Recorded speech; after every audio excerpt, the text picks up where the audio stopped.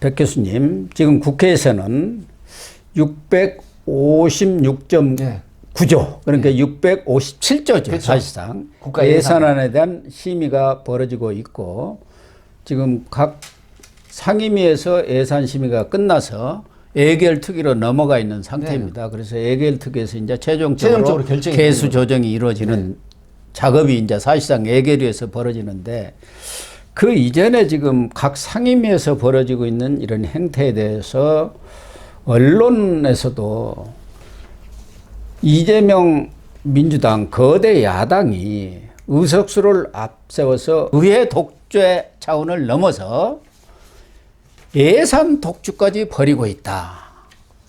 그러니까 윤석열 표 예산은 묻지마 삭감을 하고 이재명 예산은 묻지마 증액을 한다.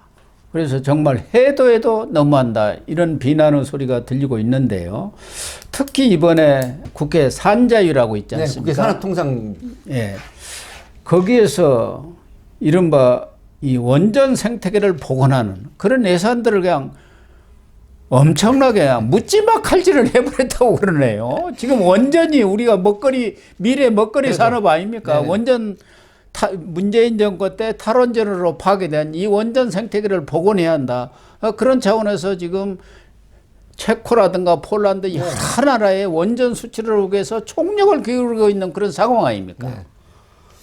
지금 탈원전으로 이제 국가 에너지 정책을 망가뜨린 민주당이라는 이런 지금 비판이 제기되는 이유가 이게 SMR이라고 해서 소형 모듈 원전입니다. 이게 이제 문재인 정부 때 2010년에 사실 추진 결정을 했었던 거예요. 근데 지난해 대선 때 이제 이재명 민주당 후보 이 공약 사업이기도 했는데 이번에 그 보복성 예산 삭감이라는 지적이 나오는 이유가 사실은 지금 말씀하신 것처럼 윤석열 표 이 지금 예산이 전액 지금 삭감이 되는 경우가 있어요. 근데 특히 이제 국가 경제 근간인 에너지 정책 예산 이게 이제 정쟁 대상으로 흘러버렸다 이런 얘기인데요.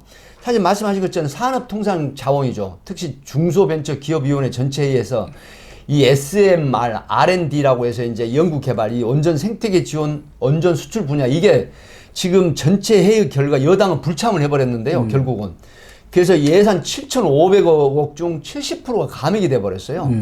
그래가지고 이제 또 특히 또 중소벤처기업부 원전 R&D 연구개발 예산 208억 원이 삭감이 됐는데 문제는 이게 지금 전 세계 17개국이 각축을 벌이는 이 소위 모듈 원전이라는 이 부분이 이게 내년 예산에 이 사용을 돼야 되는 17개국이 경쟁을 해야 되는 예산도 333억 원 전액 삭감을 해버립니다. 그러니까 지금 대형 원전보다도 이런 소형 SMR 원전으로 지금 세계 각국이 그 시장을 향해서 지금 뛰어가고 있잖아요. 그렇습니다. 모든 국가 예산이라든가 인력이라든가 이런 걸 투입해가면서. 그러니까 이제 이 내년부터 특히 또 그 본격적으로 공사 들어간다고 이제 했던 신한울 3, 4호기 이 부품 공급 중소 중견 기업용 이 보증보험 지원 예산 58억 이런 부분까지 이제 전액 삭감을 해버렸거든요.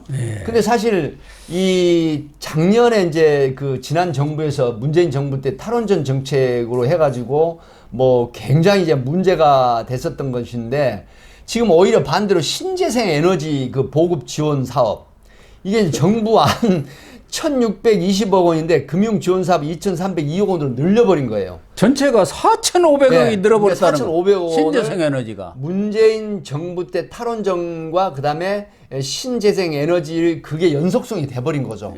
이렇게 되니까 결국은 어떻게 되겠어요? 이 정치적 이념성으로 묻지마 칼질을 해버렸다. 이런 지금 비판이 제기되는 건데 문제는 앞에 말씀하셨지만 지금 여러 가지 그 해외에서 우리가 지금 원전 수출이라든가 원전 수주 사업 이 부분이 완전히 지금 내년부터 정지가 될 그런 위기에 놓여버린 거죠. 우리는 지금 세계적인 원전 어떻게 보면 기술 강국 아닙니까? 그럽니다. 기술 강국이 1위였지 않습니까? 그게 이제 문재인 정권 때 무너져 버렸다. 무너졌죠. 그걸 이제 윤석열 정부에 들어와서 복원을 하고 있는 과정에 있단 말이에요. 생태계가 지금 복원 중에 있지 않습니까? 그래서 뭐 아랍에미리트를 포함해서 중동이라든가 또 동구 쪽 이쪽에서 자기들 원전 건축에 한국 진출을 지금 적극적으로 검토하고 있고 또 실질적으로 그런 계약들이 이루어진 경우도 많단 말이에요. 수주도 했고요. 수주가 이루어져 있단 말이에요. 그런 것들을 뒷받침하는 예산들을 이렇게 묻지마 칼질을 해버린다는 것은 결국은 이 원전 생태계를 두 번 죽이는 꼴이 돼버리는 것 아니겠습니까? 그래서 지금 제가 사실은 이걸 보고요. 제가 한번 지금 현재 그 한국 기업 상태를 제가 좀 한번 파악을 해봤거든요. 예. 우리가 지금 이 원전 수출 산업이라고 하는 부분은 사실 먹거리에 있어서 신재생 에너지 산업보다 훨씬 앞서가야 되는 세계적인 글로벌한 산업이거든요. 예, 그렇습니다. 지금 우리 한국 기업 부채 증가 속도가 세계 2위입니다. 소위 말하면 국제금융협회라고 IMF에서 지금 이 부채 보고서를 했는데 현재 우리 국내 총 생산 대비 기업 부채 비율이 126%인데 조사 대상 소위 경제 질서 선진국 34개국 중 꼴찌에서 세 번째예요. 아유.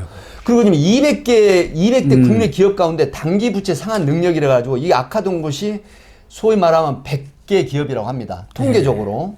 그러면 기업들이 연쇄 도산이 이제 현실이 된다. 이렇게 됐을 때 이 실물 경기랑 금융 시스템이 치명상을 입는다. 그러면 지금 많은 우리 이제 고영신 TV 그 시청자분들도 아시겠지만 체감 경기가 지금 급속도로 악화되고 있는 상태고요. 네. 어떤 게냐면은 고금리에다가 뭐죠? 원자재 물가. 그다음에 소비 이축입니다. 예, 이게 이제 소비 소위 이축이죠. 트리플 악재라고 하는데 이 부분이 지금 상당히 지금 다운되고 있어요.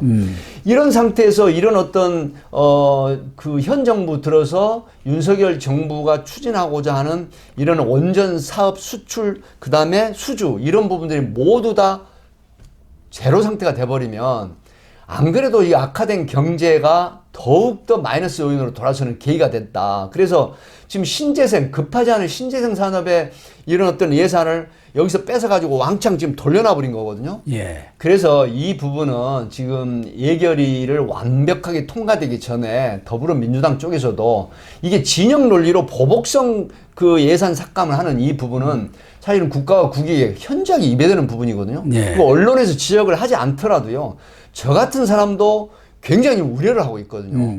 이러기 때문에 이런 부분들을 제가 왜 말씀을 드리냐면 더불어민주당 쪽에서 사실은 정책이라든가 더불어민주당의 사실은 국가와 국민을 생각하는 외국적인 생각을 하고 계시는 의원들이 사실은 설득을 해야 됩니다. 그렇습니다. 그래서 보복성 예산 삭감 이런 부분들은 지금 예결위를 완전하게 통과하기 전에 윤석열 정부를 지원한다 차원을 만약에 하기 싫으면 국가와 국민을 위한 경제 살리기에 동참을 해야 된다는 목적에서 이 예산 편성을 다시 재고를 해야 된다. 이런 말씀을 드리는 겁니다. 특히 원전 관련 예산뿐만 아니라 과방에서도 지난 14일에 첨단 바이오 글로벌 역량 강화 항목 1조 1,600억 원을 감액을 해버렸고 네, 전체 감액을 해버렸어요. 또 16일 환경노동위에서 환노위에서도 청년 지원 예산 그것도 2,382억 원 청년 일자리 예산 이것도 또 감액을 해버렸어요. 그런 대신에 앞서 말씀드린 문재인 표 예산이라고 할 수 있는 신재생 에너지라든지 이 한전공대 예산 원래 167억 편성했는데 거기다 또 127억을 얹어주었어요. 한전공대 이게 꼭 있을 이유가 전혀 지금 없는 그런 상황 아닙니까?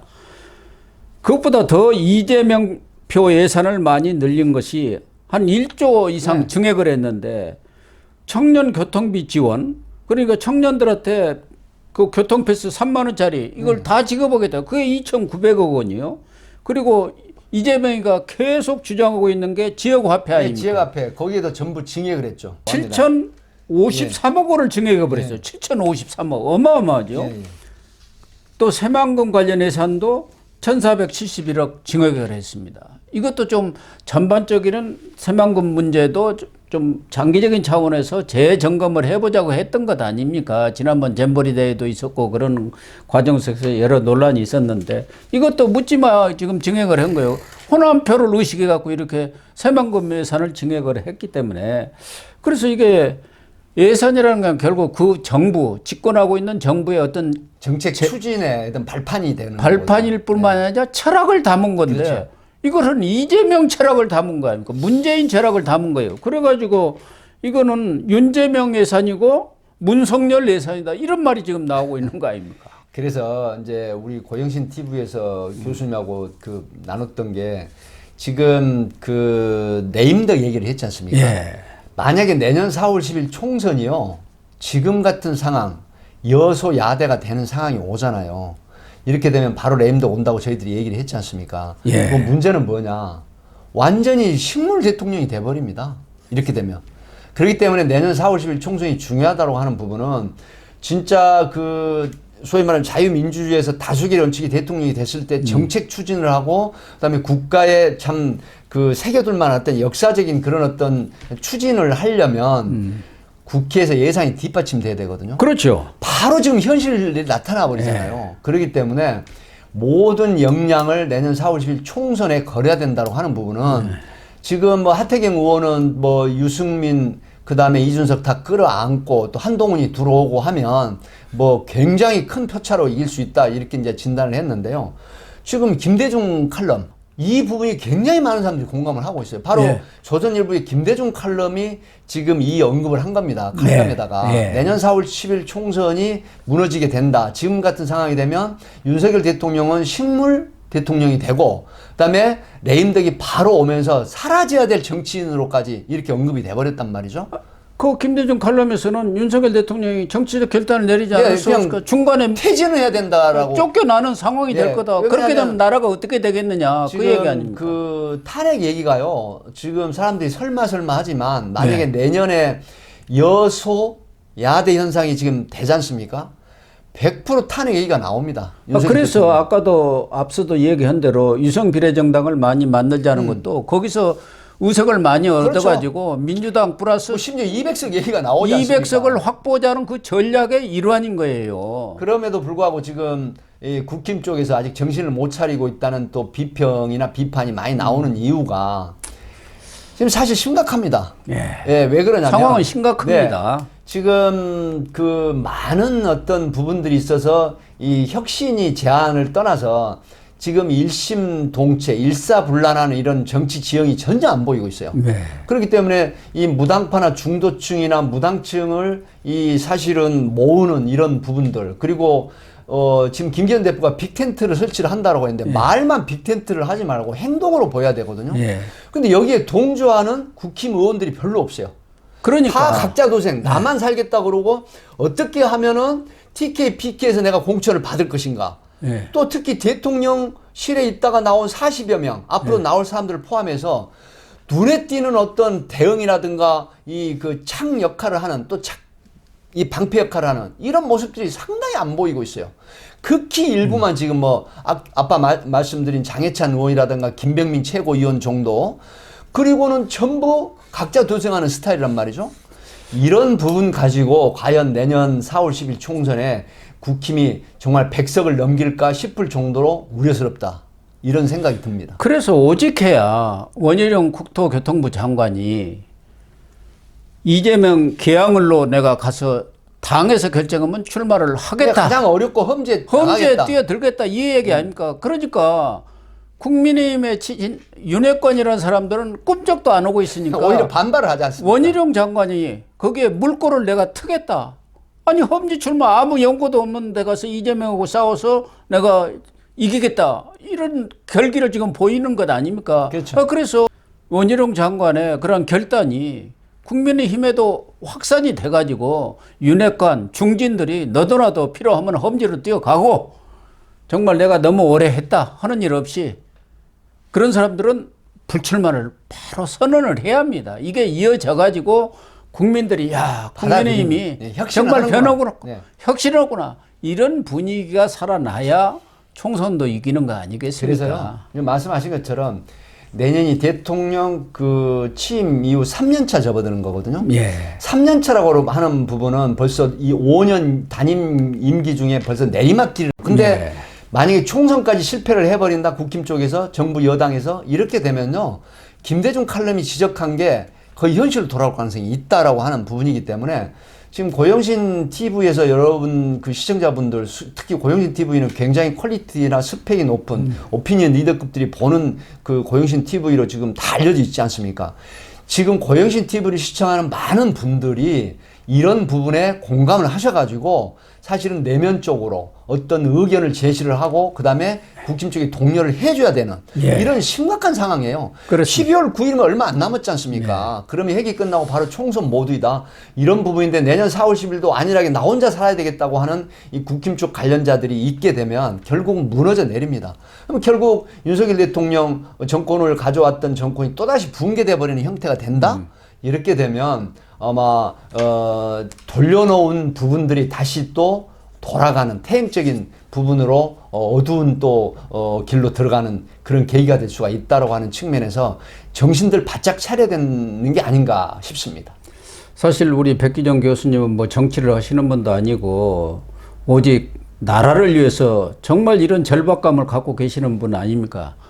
정말 그렇습니다. 그런 네. 절박감을 국민의힘 의원들이 가져야 합니다. 그게 지금 보이지 않는다는 거예요. 정치인들이 가져야 하는데 그 사람들은 지금도 양지만 지금 찾고 있는 네, 거예요. 전부 양지만 찾고 있는 거죠. 그래서 저희들이 그때 무슨 얘기를 했습니까? 눈치만 살피고 플러스 있는 원. 예.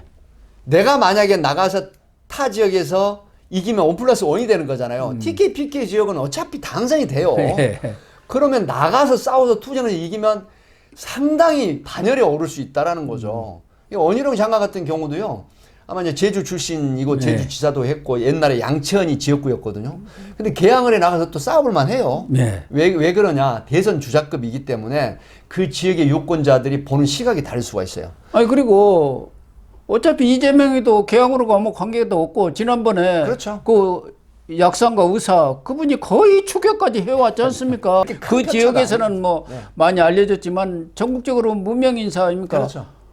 대장동 일타 강사가 가서 대장동 비리 척결해버리면 끝나는 거예요. 결국은 테이프를 원희룡 장관이 끊고 그 다음에 뭐 유력한이든 친윤이든 이런 어떤 국힘 쪽 의원들이 모두 이 정말 솔선수범해가지고 띄워준다라고 하면 충분히 승산이 있는 게임이다 이렇게 생각을 하는 것이죠. 그렇습니다.